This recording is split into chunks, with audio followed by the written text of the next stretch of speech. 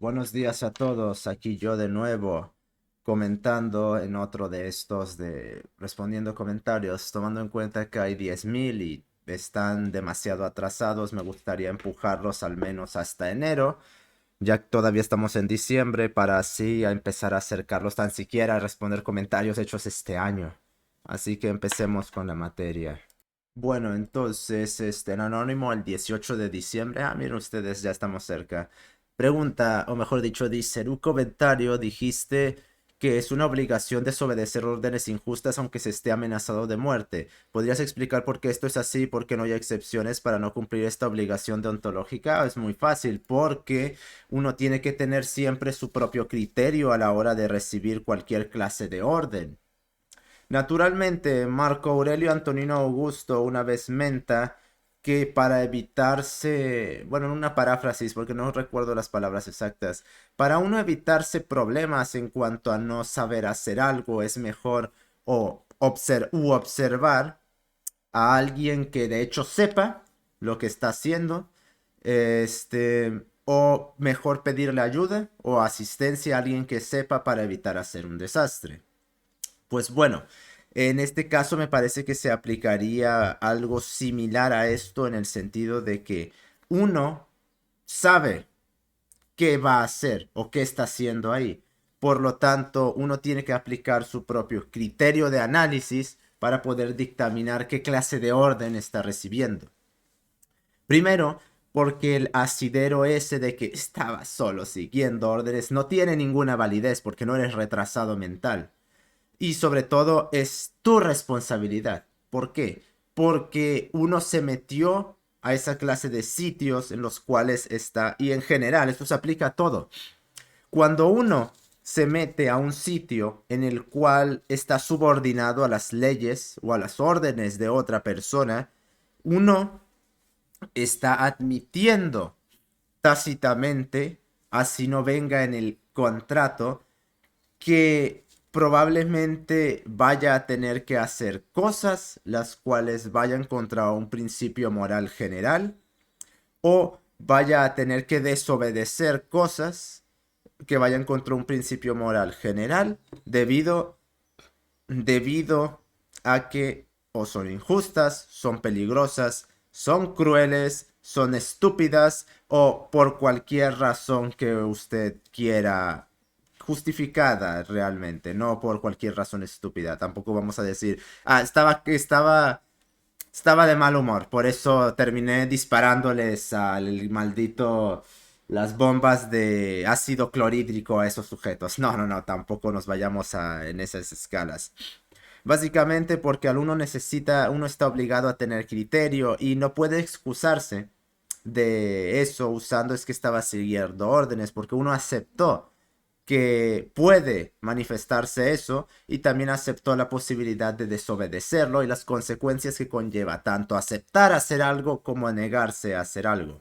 Eso de que solo seguía órdenes es un intento patético de sacarse de la responsabilidad, no solo patético, femenil también, de sacarse de la responsabilidad de las acciones, las consecuencias que conllevan las acciones y sobre todo el hecho de que uno no, la gran mayoría de las veces, naturalmente, uno, no se mete a esa clase de sitios por obligación. Lo hace con voluntad propia, es decir, por el propio movimiento de uno mismo va y se mete a esos sitios. Que no necesariamente estoy hablando de la milicia o de la política, también estoy hablando de cosas tan simples como el trabajo de cualquiera, por ejemplo. Y uno siempre tiene la capacidad de desertar de eso, pero eso va a tener consecuencias, naturalmente. Pero de eso a corromperse, pues es necesario evitar la corrupción a toda costa, porque invariablemente la corrupción depredará y parasitará a las productoras, a las generatrices, y las va a corromper también. Por lo cual es menester evitarlo a toda costa. Entonces, por eso básicamente, porque no tienes excusas, porque nadie te obligó a meterte ahí, porque aceptaste que puedes desobedecerlos y las consecuencias implicadas en todos los actos, Y sobre todo porque aquí no hay asideros, porque lo que las personas a las que vas a afectar o las que vas a matar van a terminar pagando por tus acciones. Y está claro la cuestión de arriesgar la propia vida antes de terminar. Naturalmente que eso viene incluido también en las posibilidades. Aunque bueno, en casos limitados, pongamos a muchos, más bien más que la vida, arriesgarán su trabajo. Pero de igual forma uno no puede participar en esa clase de actos porque al final del día es la clásica eh, idiosincrasia del mexicano, aunque creo que está presente en muchos sitios, el que no tranza no avanza, el que no tranza no avanza y no me parece que sea muy bueno participar dentro de esas cosas. Yo he renunciado a trabajos por esa clase de cuestiones. De hecho, a muchos. Varias veces incluso mi padre me dijo este, que, ¿por qué estás haciendo eso? De hecho, el trabajo en el que más dinero he ganado, 3.800 a la semana, por ser carnicero y estar encargado del asador. Renuncié por las prácticas totalmente abominables del encargado. No iba a participar en esa clase de estupideces y tampoco iba a estafar a la gente de esa forma. Así que preferí irme. Y naturalmente hubo un conflicto bastante considerable porque, bueno, con esos 3.800 que ganaba a la semana terminé duplicando el salario de maestro de escuela de preparatoria de mi padre. Naturalmente que nuestro estilo de vida se disparó, pero después de eso tuvo que volver a una normalización y eso evidentemente no le agradó. Pero prefiero tener criterio y ser una persona, no por narcisismo, esto no se trata de narcisismo de que, qué grandioso ser humano soy. Se trata de que esta cadena no se detiene nunca. Y si no las detienes tú, va a seguir continuando. Y ponle tú, te sales de ella y sigue continuando, pero tú puedes hacerlo mejor que eso en el futuro. Y eso es eventualmente es lo que va a crear un mundo mejor y no la basura en la cual vivimos actualmente. Básicamente por eso. Entonces, Anónimo, haz el 21 de diciembre. Pregunta. ¿Viste el video de Dubetio en el que habla acerca de la libertad de expresión? En caso de que lo hayas visto, ¿qué piensas de lo expuesto en dicho video? Primero que nada, aquí como podemos observar, yo ya estoy representando esta no es la ariocamisa, esto es la venado camisa. Avísenle. Avísenle al Dom. Bueno, ya dejándonos de pendejadas. Sí vi ese video y me parece acertado en el final. Pero la disertación general es una puta mierda. ¿Por qué? Porque Domentio comete el mismo error que cometen muchos tratadistas, porque sí. Cuando yo hice el video del tratadismo, lo enfoqué principalmente al tratadismo científico. El problema es que también existe el tratadismo filosófico. Es de eso me voy a encargar de versar después en una versión extendida y completa de ese ensayo que hice de hora y media, porque no está terminado. Cualquiera que lo haya visto podrá notar que las últimas partes están demasiado sintetizadas y esas requieren su debida expansión, pero eso iba a ser el video de 4 horas al menos y ustedes piensan, ay, sí, tú, de video de 4 horas. Espérense cuando salga el ensayo del arte y van a llorar, cabrones. Este. Entonces, ¿por qué está mal? Porque básicamente tratadismo en todo su esplendor. En lugar de hecho explicar de forma ontológica qué es la libertad de expresión, lo que hace es decir qué otras personas pensaban que era la libertad de expresión y a partir de ahí empieza a construir su video y eso está mal de base porque eso asume que esas interpretaciones de lo que es la libertad de expresión son la ontología de la libertad de expresión, lo cual es falso porque son interpretaciones sesgadas, él mismo lo menta, están sesgadas por cierta ideología que se presentaba previa en los autores de determinadas zonas, las cuales se terminan configurando para fungir como justificante más que como demostración, como adecuación más que como dialéctica. Entonces, lo que termina sucediendo es que si bien eso es despreciable, la parte del final no lo es. ¿Por qué no lo es? Porque de hecho me parece muy exacto lo que comenta sobre por qué Estados Unidos no terminó conquistando lo que fue México. Porque realmente es verdad, lo que es Latinoamérica, lo que es Hispanoamérica, al menos de este hemisferio, no en España, aunque en España también, porque ya los volvieron estúpidos prácticamente, no estaban listos y no están listos realmente para manejar eso, porque no tienen la suficiente inteligencia como para poder manejar algo así, y son demasiado manipulables, febles, ignorantes. Digo, los mexicanos se quejan mucho de cómo los retratan Estados Unidos como el típico estereotipo de mexicano dormido con el sombrero gigante en el cactus, mientras se esfuerza lo más posible para ir a replicarlo. Se queja mucho de que lo retraten como huevón, mientras deja todas las cosas para el último momento. Quien no sepa qué es huevón, flojo, porque me ve mucha gente. De hecho, mis principal audiencia es de Perú y de Argentina. ¿Qué cojones? Este. Huevón es flojo, es asedia, pues. Este. Y eso sí es conforme, pero se tiene que desarrollar más. Y el problema es que no puedes desarrollar eso, sobre todo alguien de su categoría. ¿Por qué? Porque no van a faltar los pendejitos antropologistas de mierda a decir United States, así como suena States, caused this, o el típico victimización de manual de es que los estadounidenses, sobre todo aquí en México, eso está presente. Parecemos pinches Venezuela o Cuba en ese aspecto. El bloqueo norteamericano. No, no, eso está en nuestra biología. Y podemos cambiarlo, pero nos quejamos tanto de los estadounidenses y hacemos también hasta lo imposible por vivir su maldito estilo de vida, su parasitaria factory living que tanto les encanta explayar por el resto del mundo. Eso sí está conforme. Y lo otro no lo está. ¿Por qué?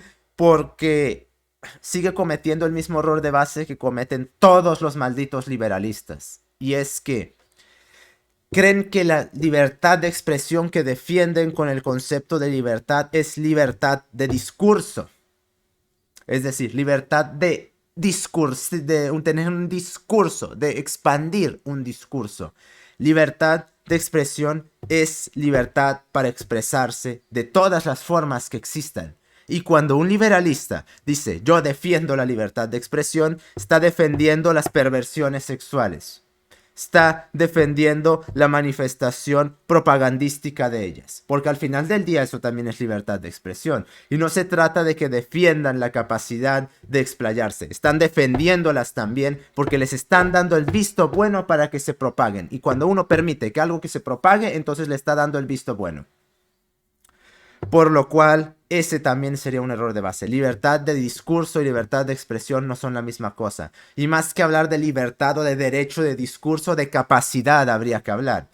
Hay un sujeto cuyo nombre no recuerdo que tiene una cita que va más o menos así. La gente no tiene derecho a su opinión. La gente tiene derecho a su opinión informada. Nadie tiene el derecho de ser un ignorante.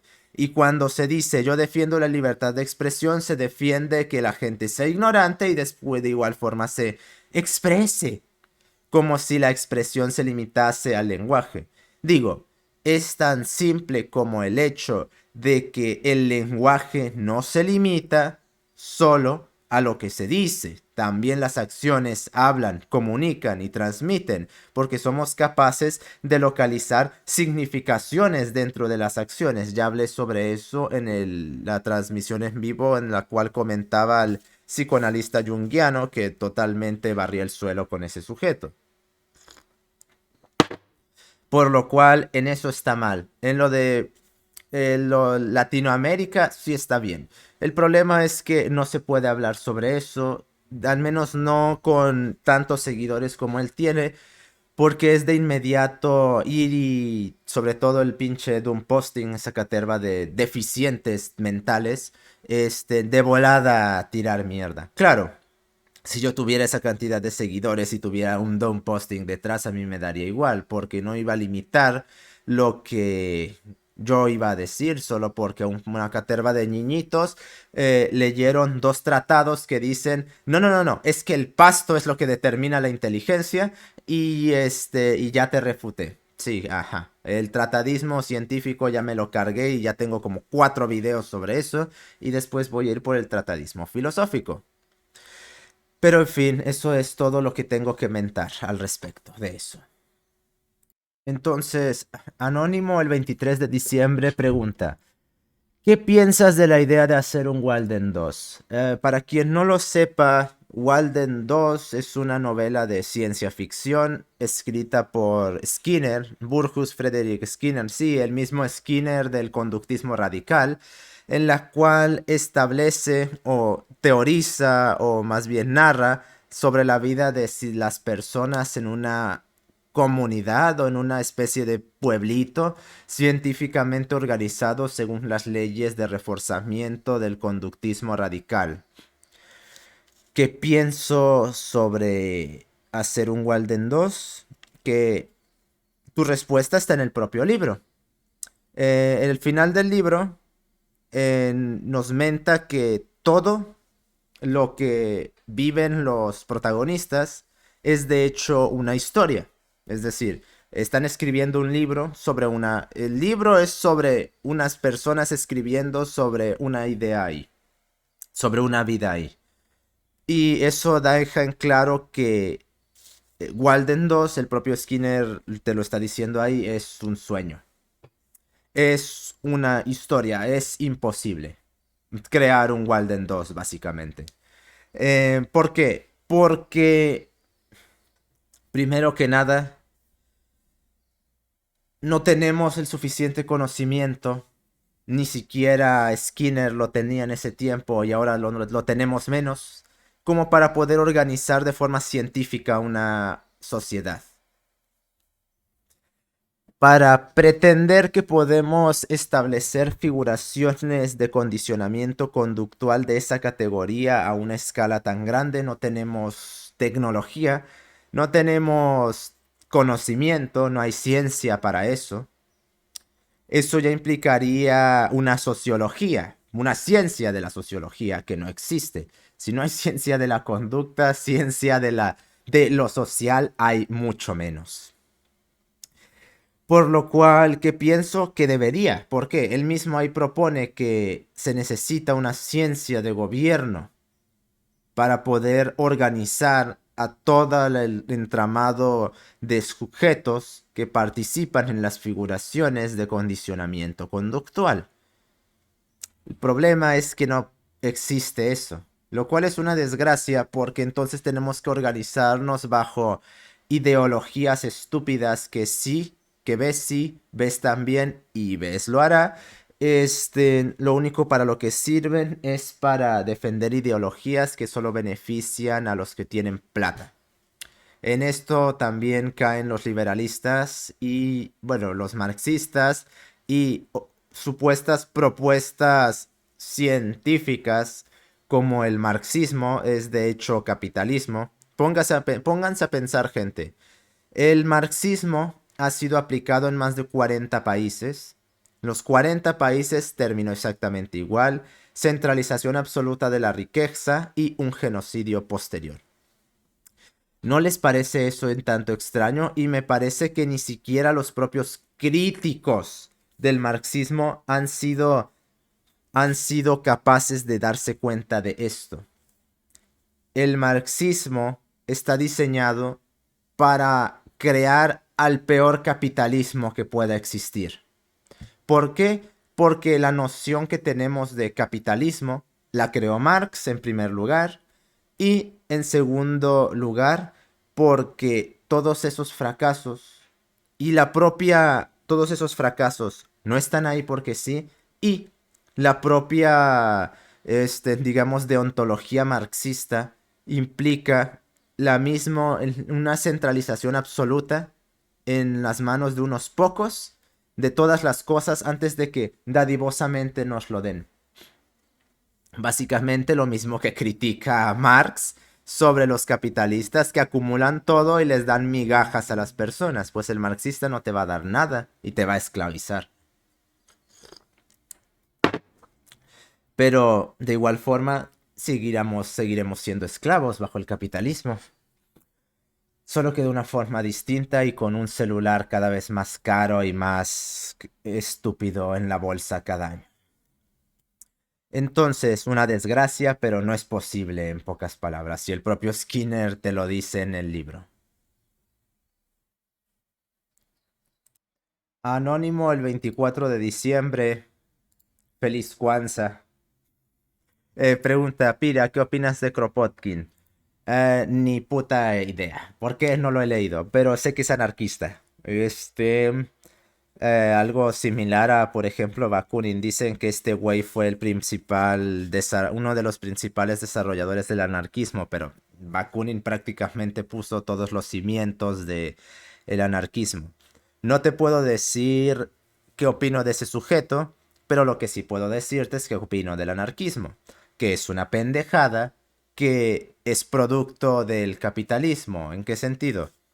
El anarquismo, como todas estas ideologías, Rob Henderson las llamaría luxury beliefs o creencias de lujo, o creencias lujosas, o una cosa por el estilo, o creo que sería mejor traducirlo como creencias de estatus.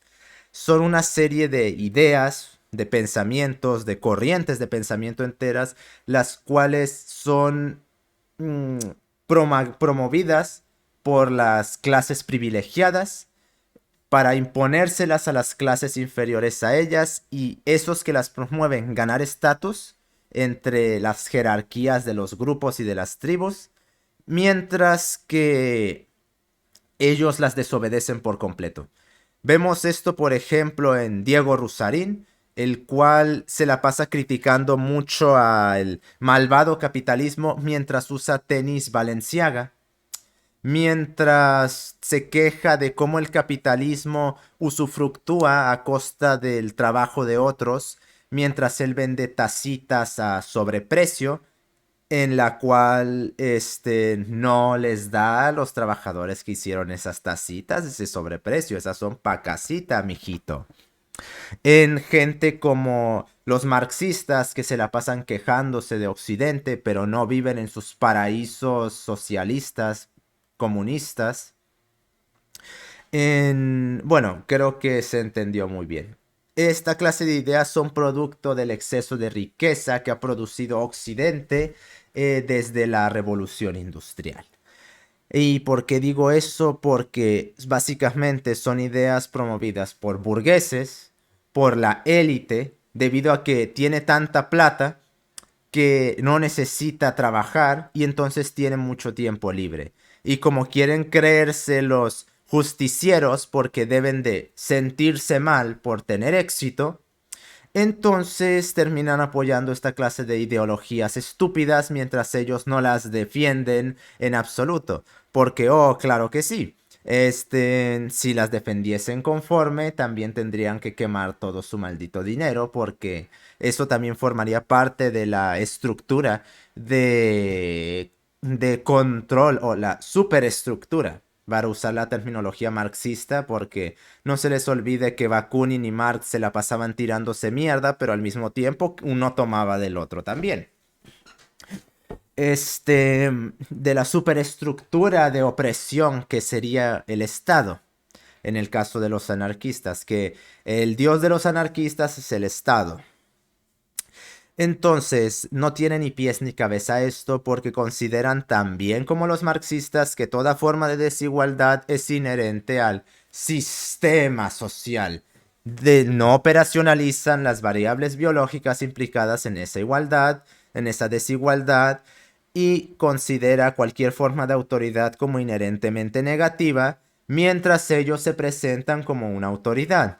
denostan cualquier clase de discurso autoritario mientras ellos les dicen a las personas lo que deben de hacer y proponen un sistema en el cual no haya ninguna clase de organización ni jerarquías mientras intentan imponer una jerarquización y organización sociales distintas. El anarquismo es una ideología que solo defienden estúpidos. Al menos los marxistas tienen mejores argumentos. Eso sí se los puedo dejar en claro. Pero el anarquismo solo lo defienden estúpidos. No veo absolutamente ninguna clase de valor en nada de lo que dicen, porque su discurso es básicamente una copia barata del discurso marxista, defendido de una forma mucho peor y al mismo tiempo, entendiendo cómo piensan los marxistas, quita capitalista por Estado. Y ya entiendes todo el discurso de los anarquistas. Es una pérdida de tiempo y forma parte, al igual que el discurso marxista, de estas luxury beliefs que comenta Rob Henderson.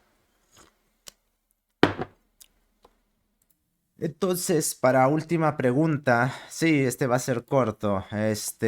Anónimo el 26 de diciembre pregunta: como veo que hay mucha confusión en ciertos términos, me gustaría que me explicases la diferencia. ¿Cuál es la diferencia entre pseudocientífico y acientífico? Exactamente. Pseudocientífico podemos referirlo como aquello que no es ciencia, pero se quiere presentar como tal. Por ejemplo, la sociología, la antropología, la filosofía, incluso, por ejemplo, es básicamente algo tan simple como eso, algo que se quiere presentar como ciencia, pero no cumple los estándares para poder considerarse como científico. Incluso muchas cosas que se podrían considerar como ciencia general, como la teoría de la evolución, por ejemplo, podríamos considerarlas como pseudociencia debido a que no tienen realmente una confirmación y necesitan de muchas más cosas para poder determinarse de una forma más conforme. Sí, la teoría de la evolución necesita unas cuantas modificaciones. Pero bueno, entonces, eso sería la distinción entre la primera noción de pseudocientífico. Y naturalmente, no van a faltar los pendejos, y conozco a uno al menos, que van a ponerse a decir: no, pero es que los pseudocientíficos... A ver, gente, como llevo diciendo desde hace mucho tiempo, desde la Ilustración, la filosofía demostró que sus proyectos idealistas fracasaron miserablemente. ¿De acuerdo? Bien. La filosofía no aceptó esto y no lo va a aceptar nunca. Entonces, como la filosofía pretende que tiene las respuestas absolutas a todas las cosas, no va a aceptar que sus formas de gobierno idealistas y perfectas, sus utopías, no puedan ser posibles. Entonces lo que sucede es que intentan tergiversar todo para adecuarlo hacia sus propios, hacia sus propios, para llevar agua a su pozo, vamos a decirlo. Razón por la cual la filosofía de la ciencia ataque tanto el término pseudocientífico. El problema es que todos, prácticamente todas las personas que critican el término pseudociencia, primero, lo hacen diciendo: no todo nació siendo una ciencia, como si la ciencia fueran disciplinas y no es su método, en primer lugar. Y segundo, lo que buscan es apologetizar, ves sí y ves también, disciplinas pseudocientíficas para ponerlas como ciencia, como el psicoanálisis, como la antropología, diciendo: es que ¿quién es para decir? ¿Y quién es la filosofía para decir que puede ser ciencia y que puede no serlo? Dice la gente: pero es que los fundamentos metodológicos de la ciencia están en la filosofía. Eso no es verdad. Los fundamentos metodológicos de la masturbación pensamental que ha hecho la filosofía de la ciencia desde la Ilustración están en la filosofía, claro está, pero no la ciencia, claro. Los fundamentos metodológicos de la ciencia están en el sentido común más basal y más liminal, que básicamente te dice: observa algo, regístralo, busca parametrizaciones, busca una constante y demuéstralo. Punto. Eso es la ciencia, básicamente. Esa metodología es la ciencia. Tan simple como eso. Y el problema es que no la tienen la gran mayoría de disciplinas, como la sociología o la antropología o el psicoanálisis. Entonces lo que dicen es, bueno, es que hay un método para cada ciencia, entonces, lo cual es falso a más no poder. ¿Por qué? Porque no tienen un método y no buscan inventar uno que tenga fiabilidad. Si se observan cuáles son los métodos de investigación en sociología o antropología, verá que es subjetivismo absoluto. Y lo que me salga de los huevos, básicamente. Puro racionalismo. Y ya Francis Bacon se cargó esto hace mucho tiempo. Por ejemplo, vamos a poner un ejemplo de algo pseudocientífico, la teoría del valor trabajo, por ejemplo, que estipula que de alguna manera es el trabajo el que le da valor a las mercancías y ya que el capitalista explota el valor agregado o la plusvalía, de ahí es de donde se lo roba. No. Las mercancías tienen un valor por el trabajo y el capitalista obtiene plusvalía de eso que no le retribuye al trabajador, que según Marx le pertenece al trabajador. El problema es que no tienen forma de medir esto. Y te tiran numeritos que impresionan a pendejos, pero a mí no. No hay variables para medir esa mierda. Ok, que si hay variables. Ah, sí hay variables. Entonces, a ver tú, conviérteme 18 horas de trabajo con tus ecuaciones en valor. Y tradúcemelo a valor. ¿Cómo vas a hacer eso? Digo, ya que tan científico o matemático te piensas, conviértemelo adelante. Y también espero que seas capaz de aislar la habilidad del trabajador, los recursos que está utilizando, el material donde lo está haciendo, las máquinas que está utilizando y... Ya se entendió el problema. La cantidad de variables en eso son gigantescas. No son 2, 3, no son 5, no son 10, son 1000, son 10.000 variables distintas. Pero de igual forma pretenden que pueden medirlo de forma científica. Y esa mierda de que se pueden medir cosas indirectamente, no. Porque eso da la ilusión de que se está midiendo algo. Por lo cual, eso sería el principal problema. Que los que acusan a los que critican a pseudociencias no proponen que es una ciencia y todo lo que buscan es un adecuacionismo tético para justificar que la filosofía es ciencia, que su psicoanálisis es ciencia y bla, bla, bla, bla. La ciencia no es una disciplina. La ciencia es un método de investigación para producir conocimiento, una metodología de investigación de la realidad para la producción de conocimiento. Punto. No son disciplinas. Es un método. Dejen de ver a las ciencias como disciplinas. No funciona de esa manera. Ya después la categorización donde se aplica ese método, ahí es donde están las disciplinas. Pero primero es el método y el método es la ciencia. Y sobre lo que sería acientífico, sería lo que es absolutamente contrario a los descubrimientos científicos. Es decir, todo lo que vaya en contra de lo que la ciencia ha descubierto. Por ejemplo, la oxidación, defender el flogisto contra el proceso de oxidación creado por el oxígeno. En la combustión, si no recuerdo mal, es donde se disputó esto.